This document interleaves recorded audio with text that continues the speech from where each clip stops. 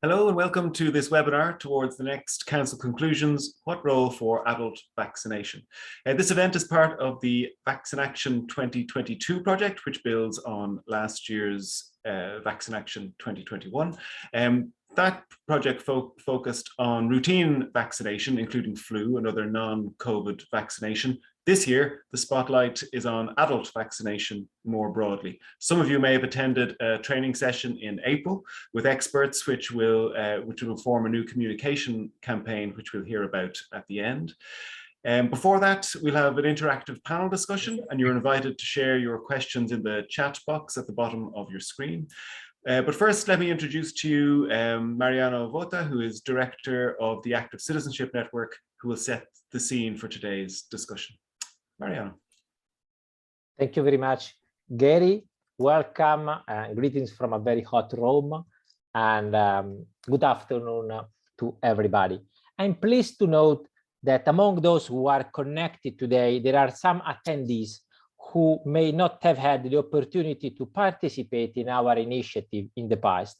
I would therefore like to mention our role in the field of vaccination policy without making any long list of our activity carried out in Italy or at the European level, but just to remember that we commit to try to broaden, to enlarge the constituency of the civil society actors involved in vaccination policy, to support the life course immunization approach for all vaccine preventable disease, both towards politicians and towards citizenship, to provide decision makers and relevant stakeholders with a civic information that want to complement the perspective of other qualified actors committed to the issue. These are our standing points on the subject, and the building of alliance and the dialogue with institutions from a multi-stakeholder perspective are very well established features of our way of operating. Well, talking about today's initiative, the title we have chosen may seem provocative, and the message that the title itself implies may appear low profile if we keep in mind the dynamics at international level. Take into account the situation we are living, but also the priorities of the Czech presidency, of the Council of the European Union, making the refugees crisis in Ukraine post-war recovery, energy security, strengthening Europe's defense capabilities, and so on. Apparently, there is no space for the value of immunization, and the only time we read about vaccine in the official document is exclusively to extend the model of purchasing vaccine for gas reserves. Also, the current dynamics on vaccination public policy seems to be far away from the today topic. I refer, for example, to the work of the European Center for Disease Prevention and Control that has just developed an e-learning course to which, moreover, we were honored to be invited in its definition phase to counter another virus that grips our society, namely the misinformation.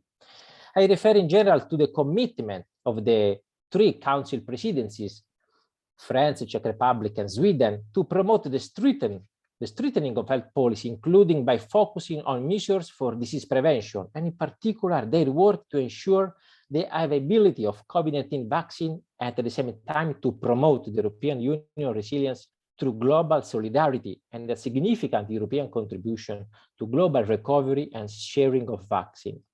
I refer in particular to the news that governments at the World Trade Organization have agreed last June a deal on patents for COVID-19 vaccine in developing countries, recognizing the importance of the timely availability of and access to vaccine, to COVID-19 vaccine, a request that had been made by the European Parliament as early as June 2021, supported by many NGO, humanitarian development cooperation organizations, a step forward from the timid openings that we had recorded at the Global Health Summit last May 2021 over the G20 Rome Declaration last October. For the avoidance of doubt, we welcome, of course, advancement on the European strategy of vaccine solidarity, and we are absolutely in favor of such outcomes. That said, there is still a feeling from many quarters that the focus on the so-called routine vaccination with particular reference to adult vaccination is still weak and never considered a priority. We are, in short, unfortunately, still a long way from establishing a life course immunization culture across the European citizens in general, across Europe. What I'm going to state is not just a simple concern, but rather than the result of indicators, some data that we have picked up from our civic observatory on vaccination policies from a citizen's point of view. And even if all of them come from a national level, I think that are useful for a more global reflection. Indeed, as you can imagine, the pandemic has extended the waiting list also, not only of course, but also for routine vaccination. For instance, in my country, in Italy, according to our recent survey from March 2020 to December 2021, in 40% of the 147 vaccination centers that we have monitored, both opening hours and dedicated staff were reduced compared to the pre-pandemic situation. In terms of vaccination recommended for the same target, meningococcal, HPV for the adolescents population, pneumococcus zoster in adult elderly population, free of charge is guaranteed in my context when carried out in recommended age range. While if you go beyond that range, in some cases, in some regions, in some places, you have to pay, in some others, no. In the monitoring of the routine vaccination coverage, data are collected regularly only for flu vaccination. 63% of almost 3,000 citizens and chronic patients interviewed are in favor of confirming the SARS-CoV-2 vaccination service in the pharmacy beyond the current phase, pilot phase. And 65% of them agree about the opportunity to extend in my country the involvement of the pharmacists also for routine vaccination, starting from flu, zoster, pneumococcal vaccination. In the last winter season, among those interviewed by my organization in Italy, 1 in 2 reported not having received pneumococcal vaccination, either at the same time as the flu shot or a different time. Among the main reasons, it was not proposed to me, 62%. And I have no idea what is it, 18%. By crossing the figure between those who did not receive pneumococcal vaccination and the 65-70 age group, 34% reported to have been contacted only for the flu shot and COVID-19 vaccination. Less than 2% of those eligible to the vaccination received an official communication from the local health authority, inviting them to receive pneumococcal vaccination. The COVID-19 pandemic has recorded a decline in vaccination across, a decrease in vaccination across all age group. Data on vaccination coverage in adult and at-risk groups are not systematically collected, unlike what happens for vaccination in adult and adolescents and for flu. In this context, the offer of pneumococcal vaccination in my context in Italy as a recommended and free vaccination has considerable regional differences in its organizational and delivery, with important repercussion on the right to a fair and equal access for all citizens.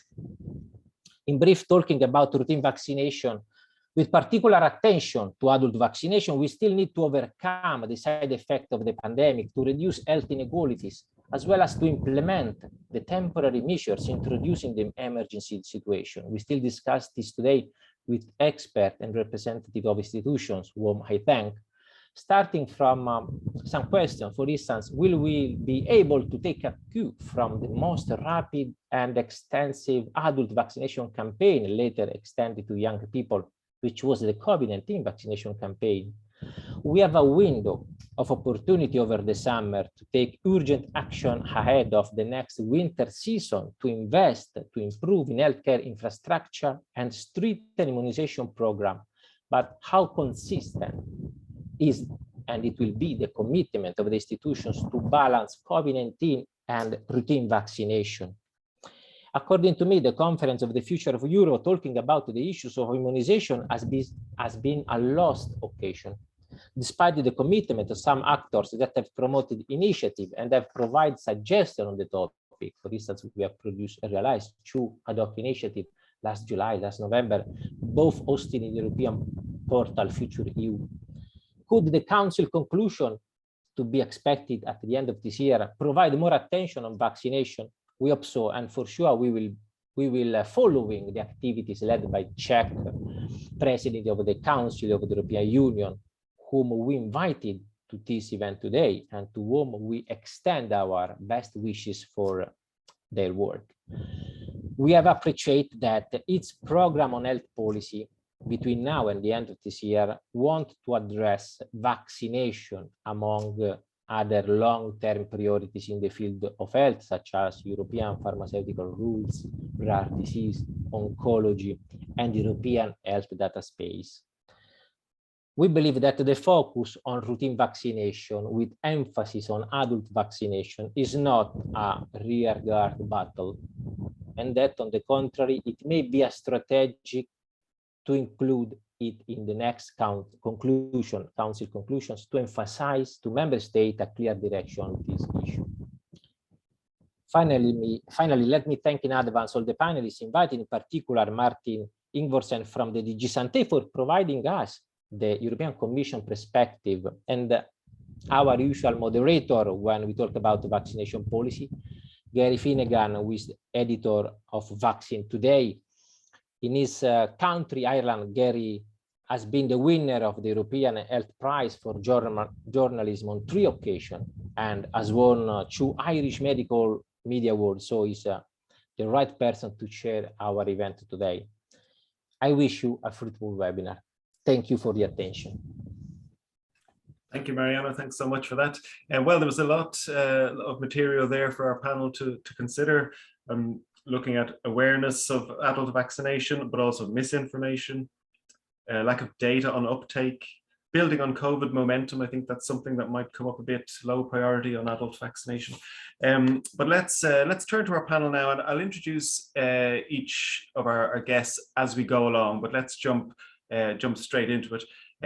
We do have representatives of health professionals, patients, citizens, industry, and EU institutions. So let's begin there with Martine Ingvorsen, who's Policy Officer at European Commission working on health security and vaccination. Picking up on some of the things that were mentioned already, how can EU institutions sustain and extend the progress we've seen on COVID vaccination, extend this to routine adult immunization?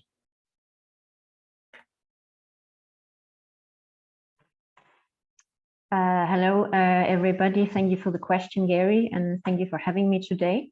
Happy to be here. I would say that, as you may know already in this forum, the Commission's work on vaccination is currently based on the Council recommendation on strengthened cooperation against vaccine-preventable diseases from 2018. As you also may know, this is a policy initiative that provides for a multitude of actions to be implemented by the Commission, by member states and stakeholders, with one common goal, namely to increase the uptake of vaccines. And this initiative actually already takes what we usually call a life course approach to vaccination. It's complemented by a joint action on vaccination, which officially came to an end now on the 31st of March this year, and which have also yielded a wealth of policy resources, not the least in terms of addressing vaccine hesitancy, both on actually also on COVID-19, but first of all on routine vaccines. And our next step, which is the EU Health Programme, also includes several actions on vaccination, including a call for tenders on physical obstacles to vaccination, which could, as we see it, also be highly relevant in relation to vaccination in a life course perspective. And then I can also tell you that in the context of the Europe's Beating Cancer Plan, the Commission will make a proposal for a council recommendation on vaccine preventable cancers, which will address cancer risks related to hepatitis B and human papillomavirus infections, and how these can be prevented by vaccination. As you can hear, I admit that I prefer to speak about life course vaccination and not so much adult vaccination, even though I know that sometimes these things are used as synonyms, because overall the Commission is taking a holistic approach to vaccination, not giving priority to one vaccine instead of others, but recognizing that all the life-saving vaccines that we have at our disposal are to be used at the right time and place. And now, of course, we have both children's vaccines, but we have also vaccines for adolescents, both boys and girls, for HPV vaccination, and we of course also have all the adult vaccines, including for seasonal influenza. But I mean, in the Commission, we usually speak about life course vaccination covering all phases of life, because this is at least what we have been doing so far. We have seen vaccination as something that should not only be reserved for infants and for young children, but which already has which is also relevant for all phases. And I mean, Mariano may be right that there's maybe not such a culture for life course vaccination in Europe yet, but in the Commission there is. So that would be a little bit my statement on this question. Thank you. Thanks, Martina. I think you know, as you said, that there is more activity on life course immunization at the policy level, and some countries are doing pretty well. Maybe to see plenty of Italian guests on our call. The Italians have a good calendar for life, I think. But what can the Commission do within the limitations, of course, of the treaty and so on? What can the Commission do to share good practices and experiences between member states, perhaps to bring everyone to the same approach, I suppose, to life course? Thank you very much for this follow-up question. I would first of all like to say, as I've said many times before, that vaccination is a national competence, and this is why that there are these differences in member states' vaccination programs. The Commission supports countries in achieving or maintaining high vaccination coverage in this life course or holistic perspective. Concerning COVID-19 vaccination, which is a little bit of a special case, of course, this has been amply discussed in the EU Health Security Committee. And one good thing, if there is any, about the pandemic was that it actually forced us to look into how we can deliver vaccination better.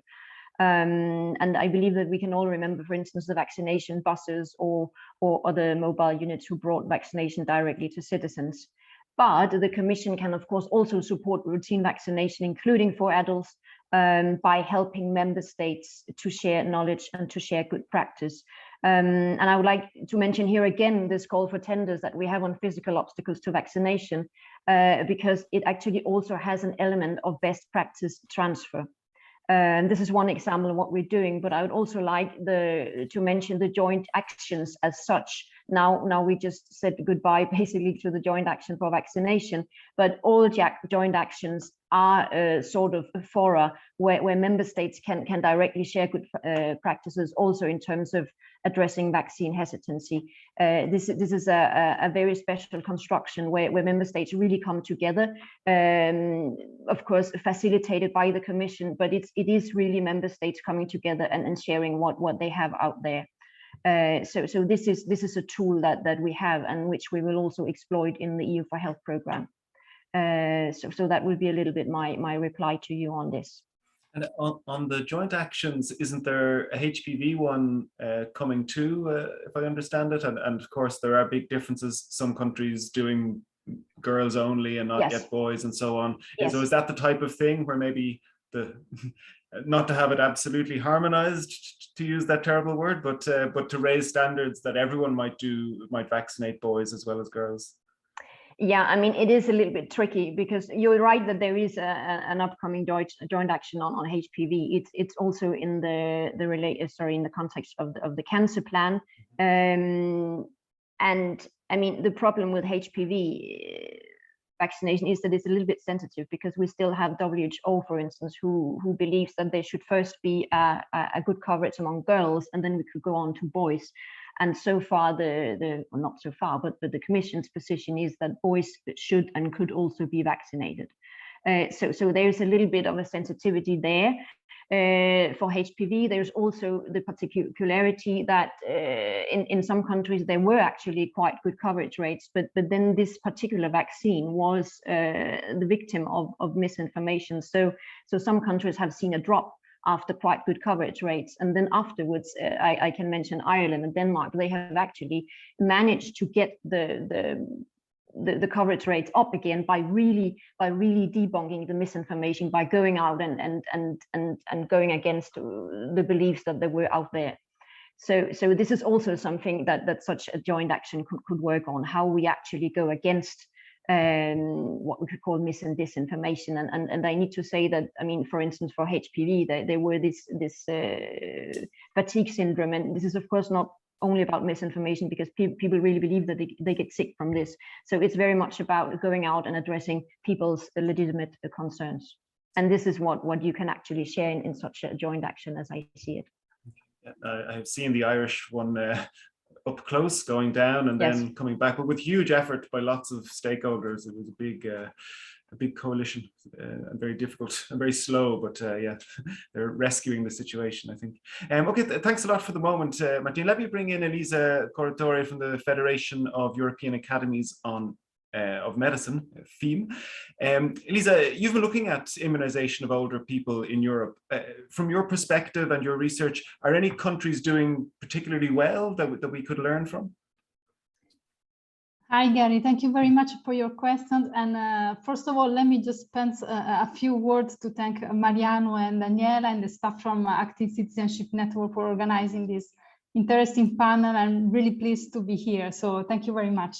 To go back to your question, yes, today what I would like to do is to contribute to this discussion by bringing in and referring to some of the recommendations and some of the main messages that have been included in a report that the Federation of European Academies of Medicine has in fact recently published. It was in March this year, 2022, entitled and focused on immunization for old adults in Europe. And specifically when talking about the old adults, we put together this pool of experts from the Academies of Medicine, which have looked specifically at individuals with more than 65 years old. So the main recommendation, the message that I'm sharing today are mainly referring to this target group, but still these messages we will see while discussing can also be applied to the adult population in general.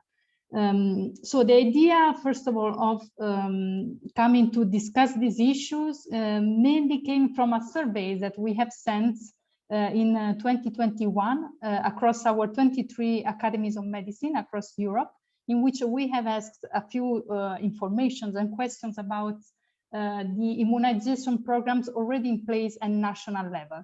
And taking back all the responses that we received from these surveys, it came across a very important message through it, which actually relate to what Martin was just saying early on, which is basically there is no harmonization at all related to immunization schedules between European countries. There were in fact variations in terms of target groups, vaccination components, regulatory framework of implementations.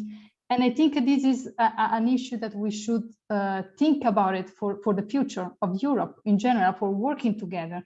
And this is because also our expert group and what we mentioned in our report that was just published, as I said, a few months ago, there is a need to harmonize vaccination programs, not only to favor health aging and to protect the old at risk populations, but also to provide benefits such as benefit that can lead to increased trust in the general population, which is an important aspect, facilitate clarity and movement of individuals also across countries in Europe, and also enable the supply chains to work better. So this is what the main message that all the experts that we pulled together that have been working on this report, they have been discussing. And to go back to your initial question also, Gary, so if there were countries that are doing better than others, actually, we have been able to put together some data, and those data reflected some of the results that also the CDC has recently published, in which they show that there are, in fact, countries in Europe in which there are already robust vaccination programs in place. And we are talking about, for example, Germany, Italy, Austria, Belgium, Greece. But there are also instead countries in which basically you don't have a really robust or complete vaccination programs in place. And we talk here about countries as, for example, Romania, Lithuania, or Croatia. Before I leave it back to you, Gary, I would like also to highlight another aspect, really important, that we came across, and that was an important message that we received when we sent these surveys across our academies of medicine, which was basically the lack of having an equivalent European registry. In fact, often when we want to compare data from vaccination coverage across European countries, we face a quite big problem, because it's difficult to have easily access, because most of the platform and most of the data that are saved on vaccination coverage are normally saved at national or at the regional level. And this, in fact, it refers to what Martin was saying before, in fact, because it's normally organized at national level. But still, perhaps it's about the time of thinking of harmonizing, but also brings together all this data in a European platform or a European registry. But I'm sure we can touch then above other issues in this context afterwards. Thank you. Thanks a lot. And do you detect, when you speak to people about this, any greater appetite for harmonization or for a common approach to vaccine schedules? Yeah, absolutely. Actually, whenever we received, when we put together this group of experts that prepared this report on vaccination, and also talking back also to the expert and on our place in academies across Europe, it's really a constant. Apparently, there is a need and an appetite to harmonize all these vaccination schedules because of the benefit that I mentioned just before. One of these is indeed, perhaps, and this is not an absolute truth, but having an harmonized program may lead also to increased trust in the populations in vaccination itself. And this, I think, is an important point that should be discussed because it relates, in fact, to vaccination hesitancy and acceptance. Okay, yeah, that's an interesting one. I see this one online sometimes when someone changes country and they say, if it's all based on science, why is it different in Belgium compared to Ireland or Italy or whatever? So yeah, I think it is a trust issue. Well, thanks for the moment, Elisa. I'll come back to you in a second. Before we bring in George from the pharmacist, just want to briefly, Martine, if you don't mind, go back to a question I see in the chat, which I think everyone can read, but is directed to you about extending into communicable diseases, the mandate of the steering group on prevention and promotion of NCDs. Would you like to comment on this one? Yes, please. More or less, I would say, because for the mandate of this steering group on prevention and promotion of non-communicable diseases, I cannot reply to whether there is a plan, whether there are plans to extend the mandate and as such. But I can say that this steering group actually made some criteria that we use for a best practice portal that we have, and which is managed by Santé and by the Joint Research Center. It's a best practice portal that I could even have mentioned before when speaking about the sharing of best practices, because it is a portal where countries can actually share best practices, and then they are kind of validated not only as good practices but as best practices according to certain quite strict criteria. And so far, it is true that these practices have mostly been in relation to non-communicable diseases. Sorry, but we are looking into how we could maybe also have this collection of best practices in the field of infectious diseases, in particular, because we actually did already adapt the criteria made so that they are broader, so that they can also cover best practices or good practices in terms of vaccination and infectious diseases. So thank you very much for this question. It's very relevant. Thank you. It's something that we're really looking into, and which may have even a better or a larger role in the future. I would like, now that I have the floor, to also just provide a comment to Mrs. Corritore's statement, because you're absolutely right that it's a problem that member states monitor vaccination coverage rates in different ways. And it's true that the registers in the countries are very different. Some countries have very advanced immunization information systems, and that's really something. There are standards for this. This is not. There are certain standards for when you can say that your register is an immunization information system, and of course it's difficult for these systems to operate together. But I would like to say that the European Joint Action, again, has actually in its work package 5 worked on making these registers work together. So I mean, the joint action ended, as I said, on the 31st of March. It's not all their publications that are yet on the website, but if you go and have a look on the work package 5, there are at least some deliverables on this topic.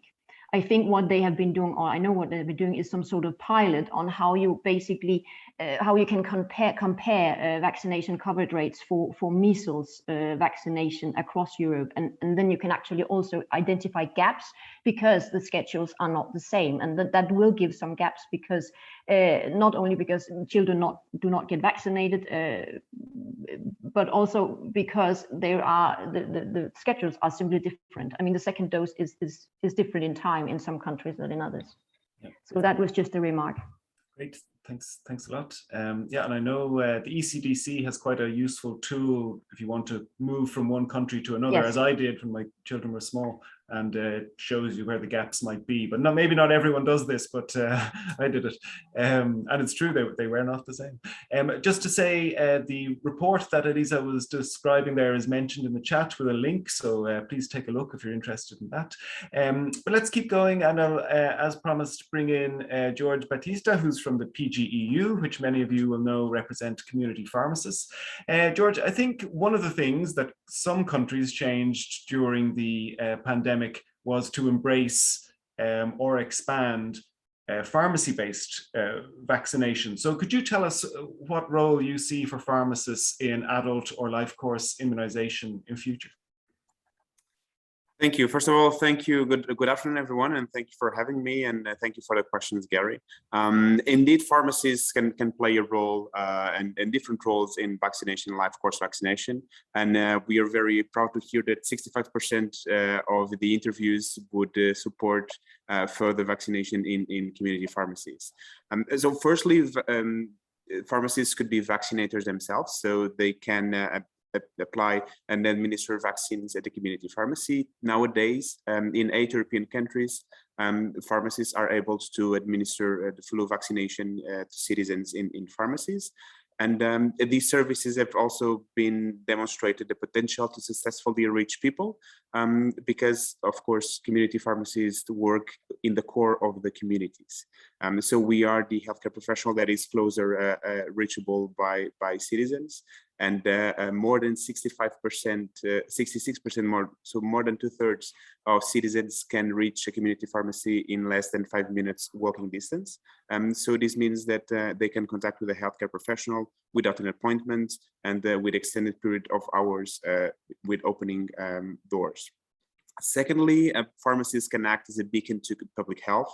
So they are acknowledged as health experts in medicines. And of course, they can also use their knowledge to explain and clarify questions that patients could have, and also to provide advice and information on minor ailments, self-limited conditions that patients could have.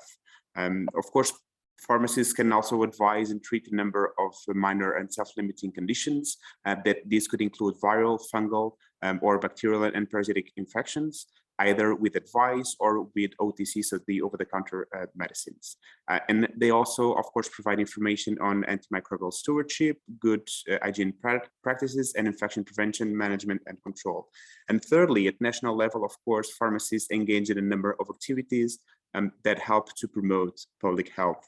And this goes towards increasing vaccination coverage through participating in public awareness campaign, screening and site posting in community pharmacies, but also on the advocacy and expanding the availability and benefits of vaccination, and ensuring also that pharmacists themselves are vaccinated as healthcare professionals.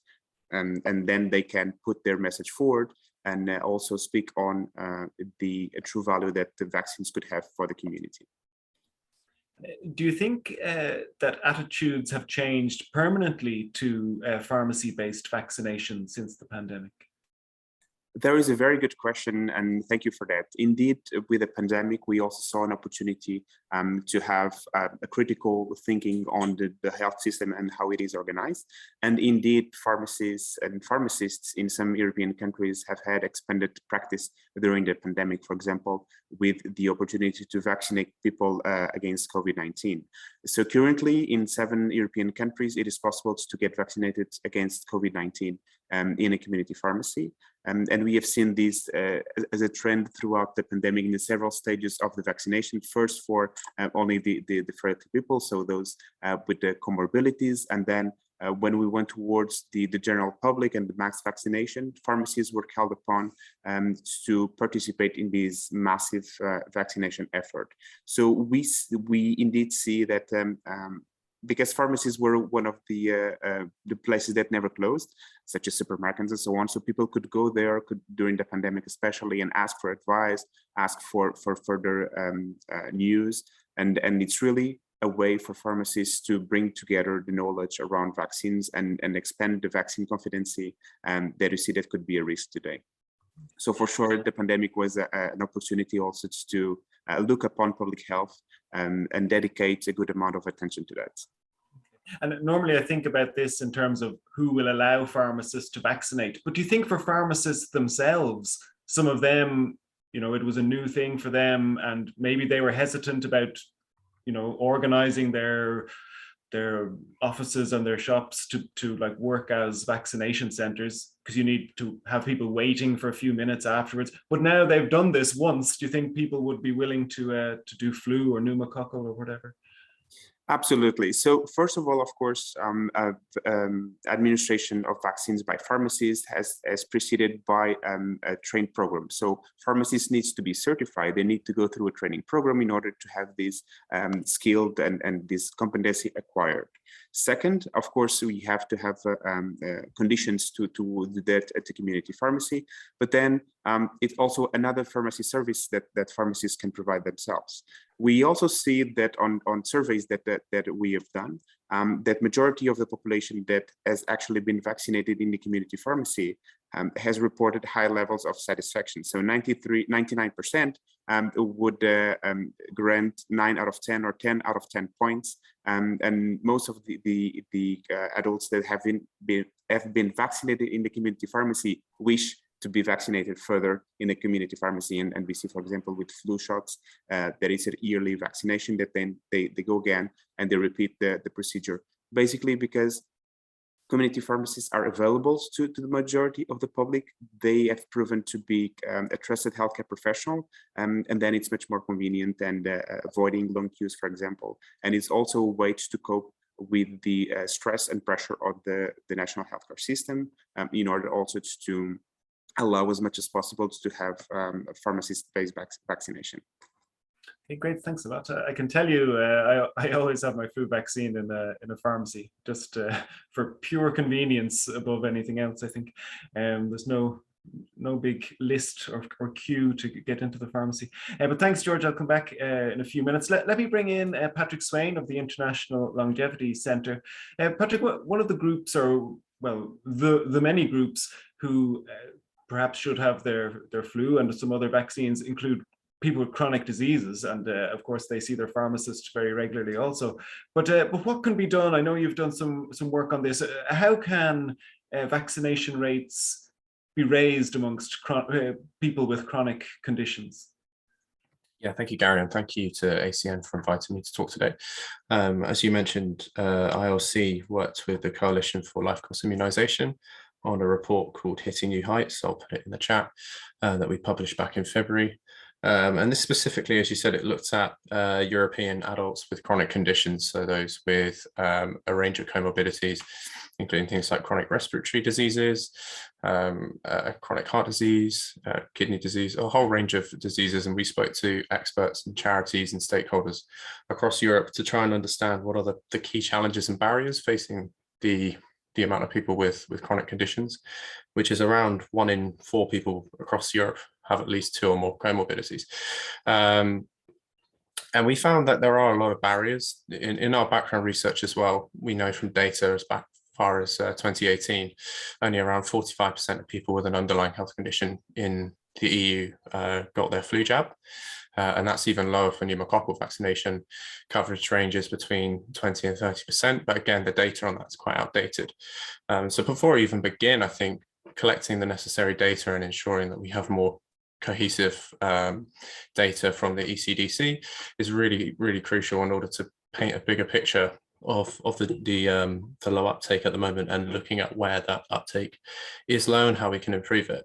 But looking more at the barriers, I think for us, the key barriers we found is things to do with information, the lack of engagement, and also access barriers too. So to improve these, we've kind of recommended that at the more local level, European governments need to work with civil society groups, charities, patient organizations to really help disseminate the information better, because people with underlying health conditions usually have those lived experiences which need to be understood better by people like patient charities or organizations who focus on those conditions. And they're going to have more of a scientific or a more personal understanding of the barriers that they face, and they need to be the ones to tell them to get vaccinated. And if it's been communicated by them, I think we find that it's more likely people are going to listen to that, and they're going to get vaccinated for things like flu, pneumococcal, and even COVID-19. And on that point as well, I think there needs to be more engagement between healthcare professionals as well. I think George mentioned then about pharmacies. They do a fantastic job in terms of widening access, but also it's about engagement too. So ensuring that when somebody goes in to pick up their prescription, they're advised to get the flu jab, or reminded that, you know, they're eligible for a vaccination to help protect them. And finally, as well, I think for us, we looked at other issues, more structural issues such as barriers, and looking at real things like geography and cost of vaccination. I think it's around 10% of EU countries actually charge people with underlying health conditions for the flu vaccination, or at least they did in the 2017-18 flu program, which to some people from, you know, socioeconomic backgrounds, lower socioeconomic backgrounds, this could be more challenging. You know, we need to ensure that people across society are able to afford and access vaccination, routine vaccination. And also in that sense, then geography is a really key point. And I think where I'm from in the UK, geography has kind of been removed as a barrier during the pandemic. You know, I think it was over 3,000 COVID vaccine centres, 99% of which were in 10-mile radius, which is a fantastic feat. You know, it's a fantastic opportunity there to ensure that everyone has really strong access geographically to a vaccine centre. And we should be taking these lessons from the pandemic and applying them to other future routine immunisation programmes, because I think there's a lot to be said about widening access. So yeah, to summarise, I think uptake at the moment is low for people with chronic conditions in Europe, but certainly by improving that information and disseminating it at a local level, engaging with your healthcare professionals and removing the structural and access barriers are going to be the key things in order to improve uptake. Do you think, Patrick, for people with chronic diseases who maybe during COVID vaccine rollouts where the priority groups or vulnerable groups, some of those people with diabetes or asthma never thought about themselves. They're getting on with their lives. They're not thinking about themselves as a vulnerable person. But now that they have identified in this way and had COVID vaccines, do you think it makes them more likely to think about flu and other vaccines in future winters? Yeah, I suppose so. I think, the WHO's 3 Cs, I think one of those is complacency. And I think in our report, we found that complacency does tend to seep in a bit. If you view yourself as, say, somebody with asthma, that's just one comorbidity, but you might feel healthier in other aspects of your life. And you might not think that flu is something that's going to have an impact on you. And if it's taken a pandemic into a pandemic for people to realize that their health is precious and that actually vaccination is a very key form of preventative health, or a health preventative measure that can be used to protect you when you are more vulnerable, then that's great. But it's also about not putting the blame on patients. It's about actually healthcare professionals and GPs, pharmacists also engaging with those people with underlying health conditions and reminding them. Because I think a lot of the time it's been put on the patient to remember that they need to get vaccinated and that they are the ones, it's their responsibility. But it also works both ways. And I think the pandemic has certainly helped to raise awareness, but certainly as well, I think it's important that people are more engaging with those patient groups to ensure that they are reminded about, get your flu and pneumococcal vaccine, because it's going to help prevent this severe disease if you were to contract it.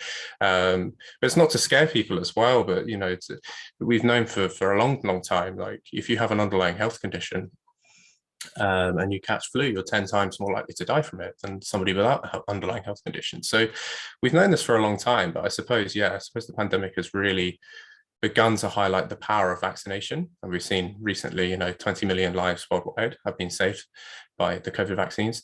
So it's really important to continue with that and continue with that educational campaign and to remind people that they are, life-saving.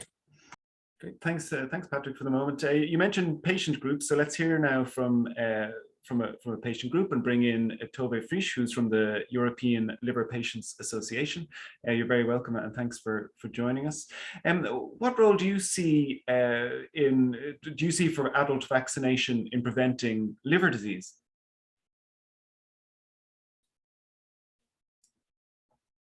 You're frozen on my screen. You're mute, I think, at the moment. Sorry. Yeah, there you Sorry. go. Can you hear me now? Yes, perfectly. Yes. Yes. Hello. I would say that adult vaccination is crucial to save lives when it comes to liver diseases, because it is also, the vaccine for hepatitis B, for instance, is the only one in the world, as far as I know, that can also prevent a cancer, namely HCC, which is liver cancer. So it is very, very important. But also, it's also very important to, when we're talking about hepatitis B, it's also very important because there is no cure. I mean, a lot of people can live with hepatitis B and they can live fine because there are good medicines and good care and so on, but it is not a cure. And some people do not really respond to the medicines that are. So it is a very, very important thing that people can get vaccinated before they get hepatitis B. And of course, hepatitis C, if we're talking about other diseases, there is no vaccine so far. We're all hoping for it to come.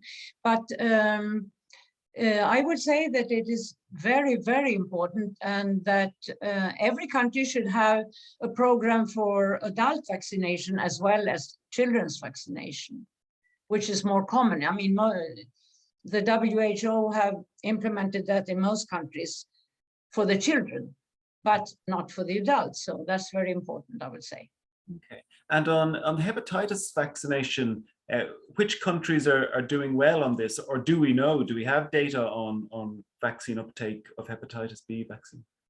Yes, I would say it is very difficult to compare the countries because they have such different systems. Let's talk about Sweden, for instance, where I come from. It's a system where the municipalities and the small communities have a lot of political power and have a lot of power to decide, but where the state action, for instance, we have something called the Department for Social Well-being or something like that, and they decide everything when it comes to care for sick people, and they have not implemented, not even for children, hepatitis B vaccine, which every country has in the world. But in spite of that, because we have these separate small governing areas, they are all following the WHO. So you can say that practically 100% of Sweden do practice the children's vaccine. But and that is of course very different. If you come to Germany, for instance, they have a different system with bigger communities, but with even more power. And I saw somebody here, Marinella, asked about Romania, for instance. And Romania, and a lot of other countries, they have a lot of corruption. The systems are not working. So it's always different. And it's always difficult to say. This is why I always react a little bit when we talk about best practices, because best practices, it's a very good idea in theory, but in reality, sometimes you have to find different paths in different countries to do it. So you have to attack and to go into the channels that you can find in that very country. So it is difficult to say, but I would say that most of the time,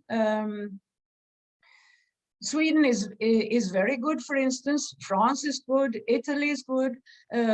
Most of the countries who are good when it comes to liver diseases are also the countries who are good, that are good with vaccination normally. Generally. Yeah. Okay. All right. Thanks for that. It's an interesting one. I think maybe hepatitis B as a cancer prevention tool is sometimes forgotten compared to maybe HPV, which is higher profile now. But for the moment, I'll come back to you in a few minutes, but for the moment, let's get an industry perspective now, and let me introduce Mary Truchet, who's Global Vaccines Public Affairs at Pfizer. You're very welcome. We've been thinking a little bit now, although it's summer and Mariano was telling us it's very warm in Rome and everywhere else, but thinking about the winter, what do you think, or do you think, as we plan for winter, that we're going to use all the available vaccines to prevent pressure on our health systems? Yeah, thanks, Gary, and thanks to everybody to have the opportunity to participate to that discussion. And yes, I think, as you say, we have to plan for winter, and we know that the healthcare system will face a significant uncertainty with this winter. Because of the COVID pandemic, for sure. It's a global health emergency as we've never seen before, and this has brought a clear focus on the health system capacity, on awareness on population at risk, it has been said, and also on prevention strategy more broadly. And the European Commission stated also that we are now transitioning to a new period of the pandemic, with cases raises, but also something like continuing in the future. So we really need to remain vigilant and to help protect the eligible population against this disease like COVID, but also to all the preventable respiratory diseases such as flu or pneumococcal pneumonia. These diseases caused by this respiratory pathogen often causes peaking in winter season, and so we also know that with the result of the social distancing measures, we have a kind of decreased natural immunity against that type of diseases. As there is like a modeling done in the UK quite recently that says that we may have a flu epidemic this winter 2 times the magnitude that the normal flu season. Winter peaks in that type of vaccine preventable respiratory diseases will increase the pressure and the use of hospital beds and put the significant pressure in the healthcare system at a point where we need to rebuild that system, right? So there is an urgent need to plan to mitigate the risk. And as we said, the respiratory diseases can really put a significant burden on hospitalization, on pressure on the system. We saw that last winter in 2001, when the increase of the number of hospital admissions during the winter period due to COVID was increased by the diseases linked to the other pathogens. And we have also on a more long term, these respiratory diseases that can cause long-term complications, and again in people with underlying conditions, so that we may require regular long-term care and resources. So again, a burden on the healthcare system. So basically, we see that immunization is critical for protecting the people for sure, but the healthcare system as a whole, and maximizing the uptake of the existing vaccines, the vaccines that we have for the respiratory diseases, will help mitigate the burden of disease and the burden of healthcare system. So basically, or hopefully, that means bolstering the routine immunization alongside vaccination, COVID vaccination programs. I think the pandemic, and it has been said that everybody today, the pandemic has really emphasized the need for like a formalized adult immunization schedule alongside pediatric immunization for sure, which is likely to expand to include new vaccines technology against flu, against pneumococcal diseases, and also co-administration of the COVID vaccine together with the other vaccine as appropriate or it's recommended, etc., could really reduce this burden of healthcare system, and like allowing also timing vaccine administration and so timely protection. So and it has been said with also the help of pharmacists and other healthcare workers. So really government should prioritize these immunization programs across the life course for all the vaccines preventable diseases to really help ensure that protection, especially on the most vulnerable and people, will be there to present the burden to people and to healthcare system. And we just have a few figures also to illustrate that, because we know and we say that vaccines are recognized as one of the most successful and most cost-effective health intervention in reducing the burden of infectious disease.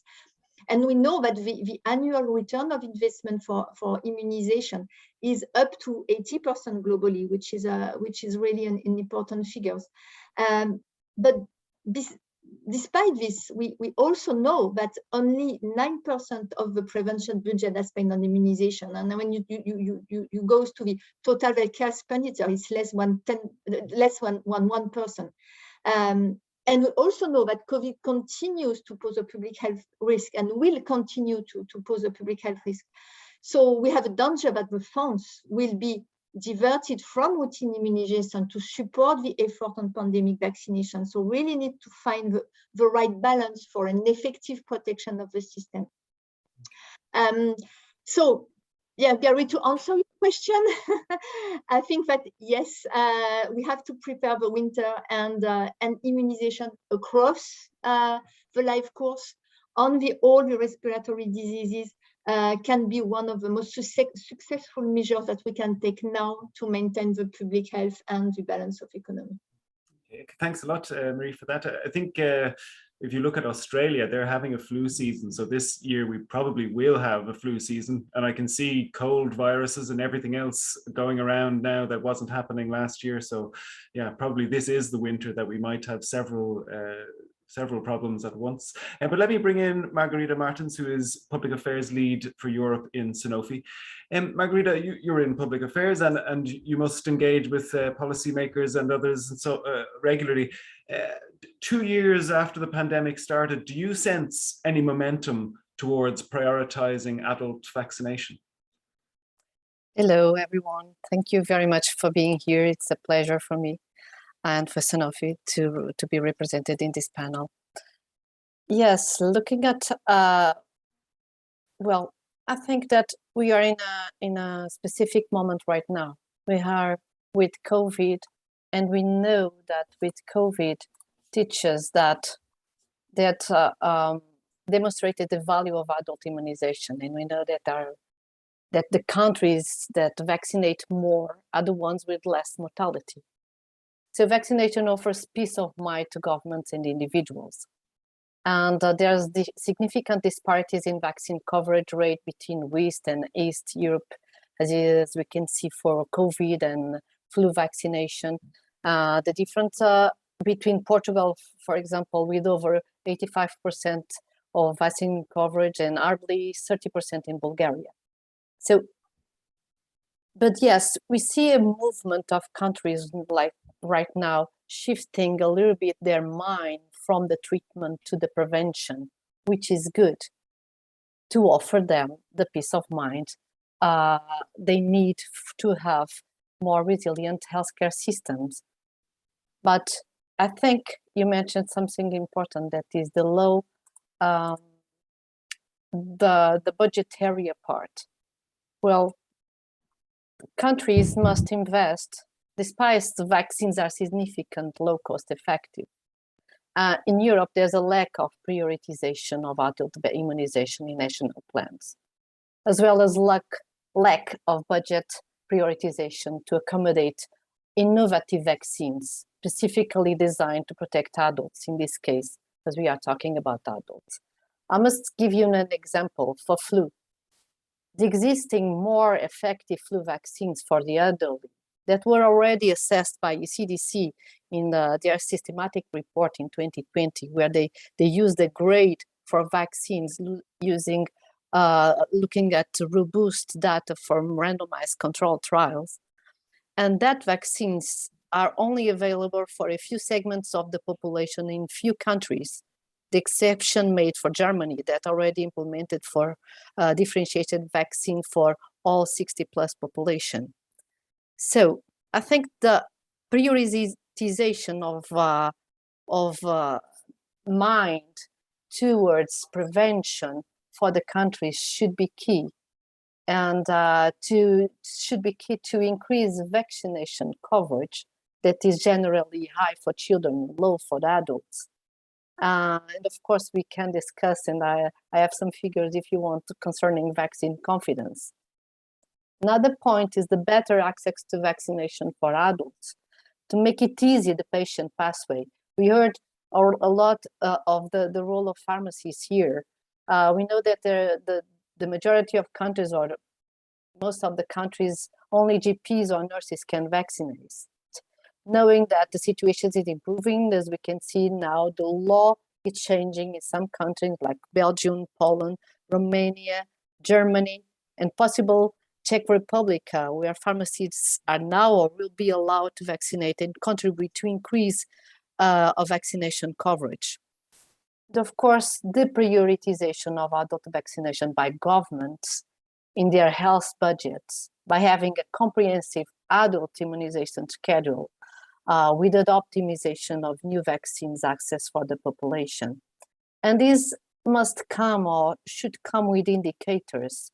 I heard, and it was really good to hear that European Commission continues their efforts for the long life immunization or life course immunization. It will be good, for example, to have a recommendation for countries to have their own indications, indicators towards vaccination. We can talk about also, I don't know if you want to talk about the vaccination confidence. That is a really important theme. Briefly do, and then I'll just want to go back to the panel. But yes, we haven't really mentioned this very much, but go ahead. Okay, there's a barometer from Edelman in 2022. I heard it recently. The trust in governments and media declined, as well in social media. And you see that the trust in healthcare companies, including manufacturers, are amongst the most trustful sectors right now. People trust in what is more familiar to them, and now they hear about science, and they know that manufacturers bring science behind them to bring vaccines to the public, to the public sector. So there's a healthcare infodemic, fake news, misinformation about vaccination. We know that the unvaccinated rely on internet and peers and not in science, and the vaccinated rely on their doctors and also in pharmacies. And there's another sector important, that is my employee and my doctor and my pharmacist, the most trustful sources. So to help solve these, just to to talk about a little bit about the paper of the pharmaceutical industry, the role that we can play. We can support training of frontline healthcare workers to help benefits and vaccination, then bring people can bring to people, and promote awareness in the general public of the benefits that immunization can bring, can partner to create opportunities to check on immunization status in the general population, especially leveraging digital tools. So we talked a lot about all these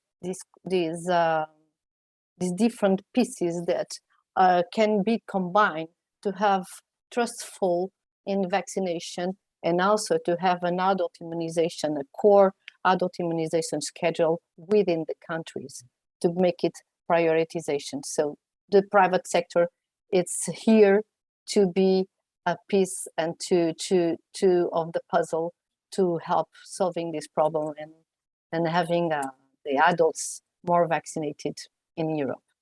Okay, great. Thanks, Margarita. We have heard of some mention of trust and also health professionals. Elisa, maybe when we think about some of the work you've done on this, do you think health professionals need more training to become advocates? And are some of them, in fact, hesitant themselves? We take for granted that they must all be pro-vaccine, but they are people too. So what do you know about this? Thanks a lot, Gary. Actually, this was an important point that was raised also in the report that we have prepared. Indeed, let me just have a step back, because I would like also to just connect to what Tove just wrote on the chat, which is extremely important point on the differences that we have in vaccine acceptance. So really in the mentality of the people, that apparently there is a variation also across countries on the mentality, on the acceptances also on the vaccination. Indeed, there have been data showing from both the ECDC and the WHO also that were recently published, saying that vaccine acceptance reaches, for example, the lowest level in countries as Bulgaria, Latvia, and France, whereas instead it reached very high level. So there is a lot of vaccine acceptance, so a lot of trust in vaccination in countries as Denmark, Portugal, and Spain. So it's important, first things, to see again that there is variation also in this sense, really on the mentality in the populations across Europe. What we could do to face this? This is obviously is a key question. And also the WHO in 2019, they have published these tailored immunization programs, TIPS, which they had, in fact, the goal, the aim to identify barriers and drivers to vaccinations, with the goal, in fact, to design evidence-based intervention that could increase vaccination uptake. And two main points on which we could all work on as a first step, at least, is communications, as Margarita was just saying, clear communications, fight against fake news, and we know very well, and we learned that with the COVID-19 pandemics, in fact. And the second one, health education. Health education, not only referring to the general population, but also to healthcare professionals. This was an aspect that came out again when we circulated our survey among our academies, because in fact, most of the experts, they highlight the fact that healthcare professionals themselves often they lack confidence a bit on vaccination. They have doubts on the positive effects, or they have some doubts also on the side effects. And obviously, the professional healthcare at the first, especially general practitioners, are the first figures on which patient trust on, and so it is important for the success of future vaccination educational campaigns that we target all healthcare professional attitude and perception at all type of and level of workplace. So I completely agree with what Margarita just said early on. Okay, thanks a lot, Elisa. I'm watching the clock already, so I do want to start bringing everyone in for a final thought. But Martine, it seems like a good chance to say something about the Coalition for Vaccination, because of course this is a healthcare professionals together. So what role can they play in advocating for vaccines and even in helping health professionals to become advocates themselves? Yes, hello again, and thank you for the floor. I mean, I'm really jumping up and down because I have for a while been wanting to mention the Coalition for Vaccination here, because this is about health professionals and about trust, and also because we have at least two of the co-chairs of the coalition on board here. I do not see all the participants, I'm afraid, but at least I can see Georgia from PGU, and I could also see Elizabeth from EFN. So this is great that you're here. The Coalition for Vaccination, and I allowed myself to put a link to their website in the chat, because they actually have a website now. The Coalition for Vaccination is an initiative that was set up in 2019 on the basis precisely of the Council recommendation for vaccination. It brings together European health professionals and students associations, meaning that these are really European umbrella associations which have them like national associations below them. So they have a big network in the countries. And in terms of trust, I can mention that members of the coalition, they commit to advocating for vaccination towards both patients and to colleagues, should there be colleagues who are skeptical towards vaccination. And the coalition has also already helped us, the Commission, promote both seasonal influenza and COVID-19 vaccination. The health professionals or the future health professionals are very well positioned to do this, precisely because they are health professionals. As it was also mentioned, they are trusted of sources of information. And I mean, if people trust anybody in this, it's their health professionals. And of course they can also serve as role models getting vaccinated themselves. So we are grateful for this initiative, and it's an initiative that we want to invest in also in the future. For the moment being, they are still being let's say it's on track, but they are maybe still a little bit in the early phases. For instance, we are building up a website for them now via a project that's called Immunion, that you may have heard of. The idea is that the website that you can see here is actually a project website so far for the Immunion, but then eventually it will be the website of the coalition. But there's a coalition for vaccination in Australia. There's also a coalition for vaccination in the US.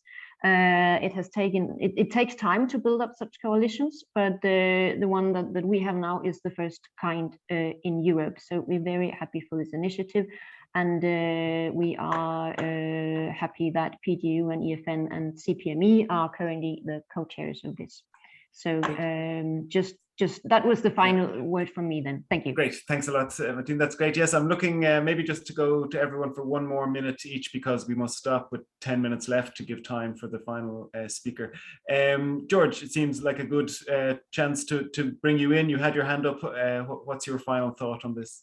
Yes, thank you very much, Gary. Yeah, just one comment related with the Coalition for Vaccination and the project Immunion that has linked with it. On a survey done with healthcare professionals, we learned that 89% would onboard training on vaccination and further continuous professional development if available. So for sure, healthcare professionals are totally on board on getting to know more about vaccination and helping promoting this trustworthy message. And my final remark would be that we see that on the past few years, pharmacy-based vaccination programs have allowed for pharmacies to be even more in the core of communities and helping spread the trustworthy word about vaccines and protecting the communities and helping expanding vaccination programs. And we see also that recently with COVID-19 and the influenza campaigns, but also pneumococcal, Hep A, and so on, we see an increasing amount of vaccination coverage with the contribution of community pharmacists. We also see that we have data, and we of course support our interventions on evidence, and we see that allowing pharmacist-based vaccination would help increase the vaccination rate and vaccination coverage in the different countries. So thank you again for having me, and it has been a pleasure to discuss this topic. Thanks, George. Thanks so much. Patrick, we've been speaking about health professionals as advocates, but what about civil society also? What role do you see for organizations like yourselves?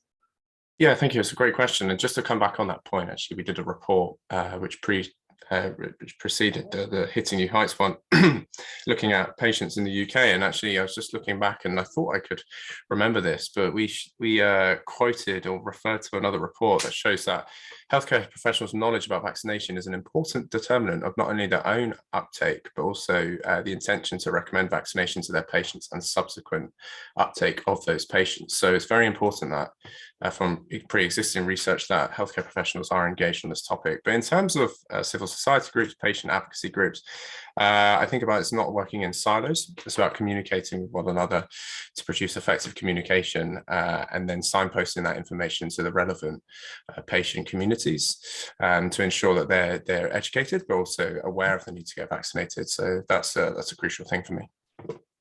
Great. Thanks so much, Patrick. Tove, for your organization, of course, you have a lot of advocacy work to do, but how much attention can you give to vaccines, and why is it important for patient groups to highlight vaccination? In ELPA, they are trying very much to combine now the vaccines problematic of vaccine with different liver diseases. But I would say that a very good system is to let, apart from pharmacies, which is very good, I think, is to put all the local healthcare centers, you know, in every, maybe there are many in a big city, for instance, of course less in the country, but to introduce all the small health centers so that they can perform vaccination. I think that is a very good idea, of combining, because a lot of patients have to go there first anyway, or sometimes more often than they go to the big hospitals. So it's a very good way of getting in contact with the patients when they come for something else, and then they can take the vaccine at the same time. So I think a combination of the pharmacies and the local health centers are very important. Okay, thanks. That's super. I'm really looking at the time now. Mary-Christine, maybe a final thought. What can policymakers do to move us towards adult immunization? Good question. So a few things have been already discussed in terms of budget expansion for vaccination, the role of all HCPs, the communication, which is key. Maybe another point that we didn't discuss too much today, it's about the improvement and the design on the access pathway and the decision making processes to be able to have like the timely access to population to the vaccines. So meaning looking at the time to the access to the population, so trying to maybe concentrate or reduce the time between the authorization and the real, let's say, availability of the vaccine for the patient.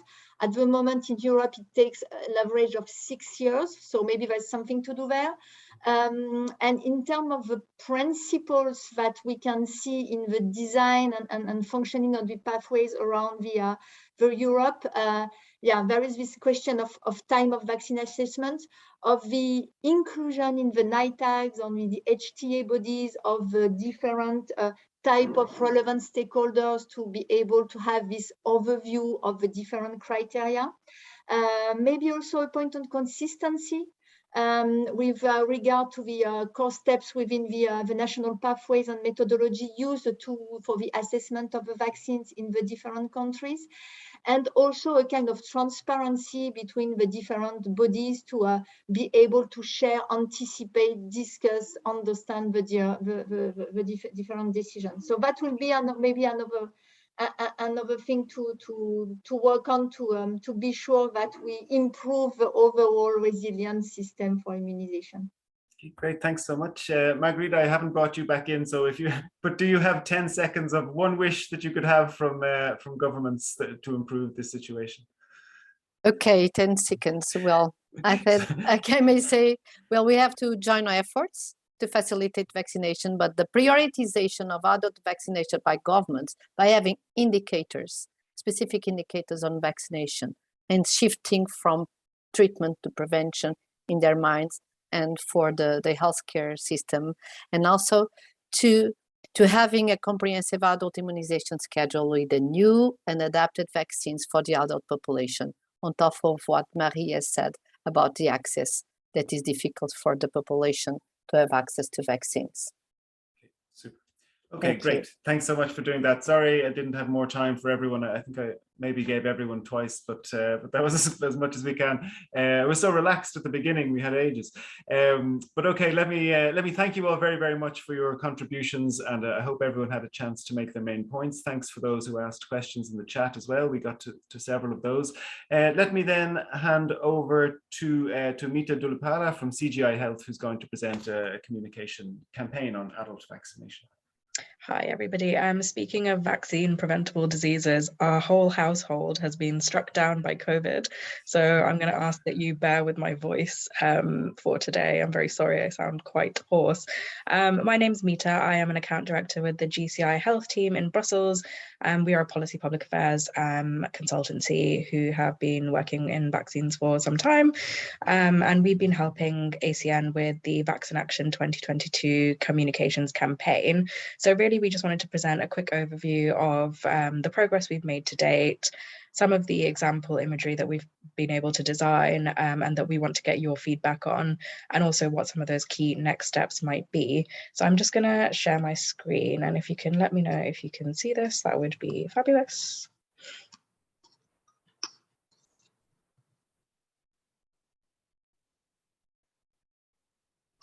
Perfect. So just to cover off kind of what we've done so far, we have been able to agree on core campaign objectives for the Vaccination 2022 campaign. And a lot of that has come from a lot of, is largely based on some of the points that have been made today in this very interesting session around kind of how do we get governments to prioritize life course vaccination and how do we kind of achieve cut through with some of those key stakeholder groups across the landscape. We undertook a focus group with a group of members who form the Active Citizenship Network to gain their perspectives on adult vaccination, what barriers there are in the current landscape, and what the thematic focus for the 2022 communications campaign could be. We then worked with Daniela and Mariano to develop some core campaign messages. Those are still in progress and we're still iterating those. And what we've done is we've developed an example, and this includes example text, so please don't take this as the final. We've developed kind of 3 options for social media tiles in terms of the campaign's look and feel. So the text on the image won't be exactly what will be used going forward, but our designer has provided kind of 3 options for what the design might look like. And we'd really like to get your input on this. Just to give you an idea of what the campaign is going to be in general, we are aiming to produce 6 social media tiles in collaboration with yourselves and hopefully an external partner that will be used across social media in the run-up to a key milestone in Q3 or Q4. So I'm just going to go on to the next slide. So the idea is if you could use the chat function to indicate your preference on which look and feel you prefer, that would be fab. And if you could type image 1, image 2, or image 3, that would be excellent. So I'm just going to flick through the 3 images. I'm going to go through them once and then I will go through them again so you can have a second look. So this is image 1, and just to talk through the structure of the tile, and again, this is not the text, this is very long and will not be used in the final version of this, but the idea is that we want to highlight the problem, what is it that is the problem we're trying to solve, what's the solution, and then obviously we want to include the tagline of take vaccination today, talk to your healthcare professional, and obviously we'd aim to include everybody's logos across the bottom. There's some placeholders at the bottom as we haven't received all of those yet, and obviously we'll include any pertinent references as well. So this is image 1, this is image 2, and this is image 3. So I'm just going to flick through again so you can see. So this is image 3, image 2, image 1. So yeah, if you could just let us know in the chat which one you prefer out of those 3, or if you don't prefer any of them, that is an equally good answer, and we'd be happy to hear that feedback as well.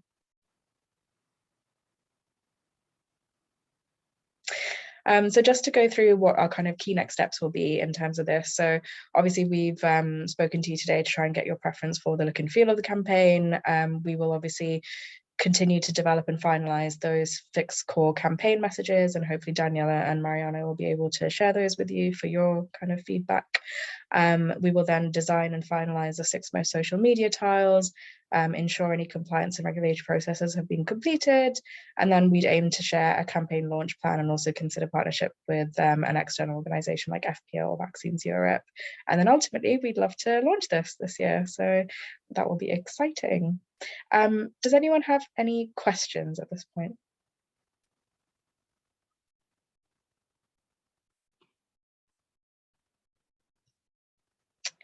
Okay.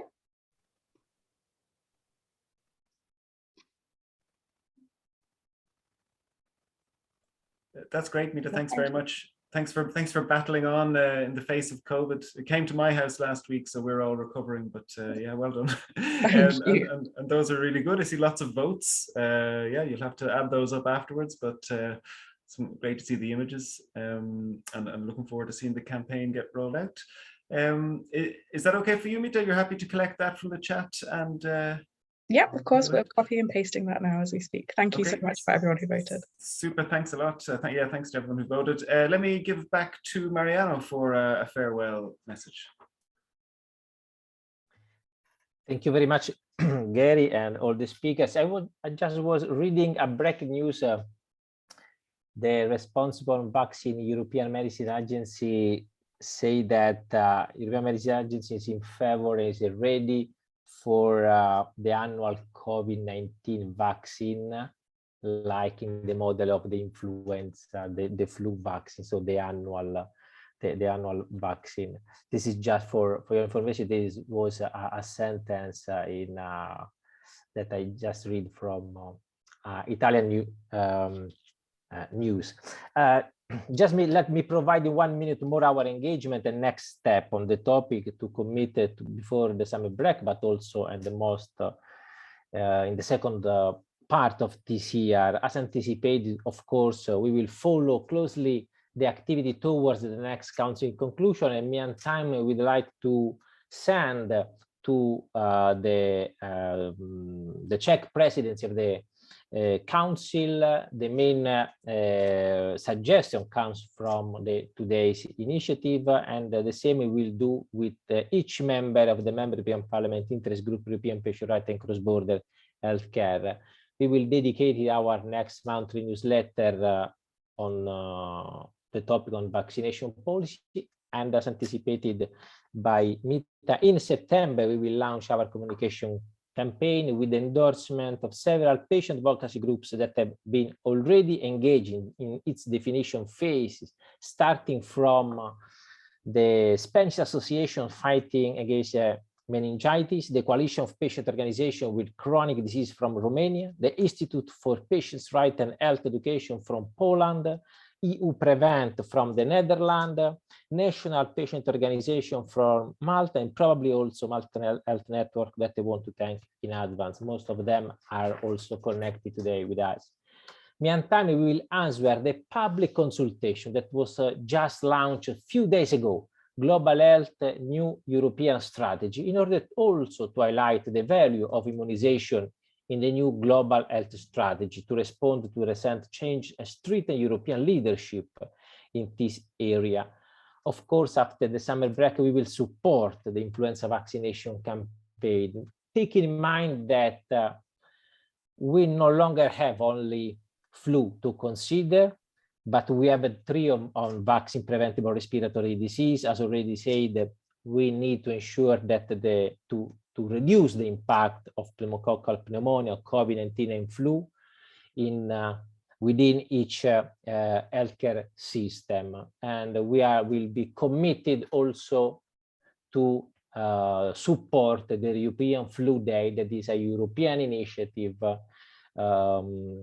led by Vaccine Europe, in which we are in the steering committee involved. Finally, as always, I have a list of my acknowledgements. So once again, thanks all the panelists, and thanks Gary, our moderator. At the same time, please let me thank the 4 companies, GSK, MSD, Pfizer and Sanofi Pasteur for supporting our Vaccine Action 2022 European project, as well as GCI Health, the healthcare communication agency that supports our communication activity.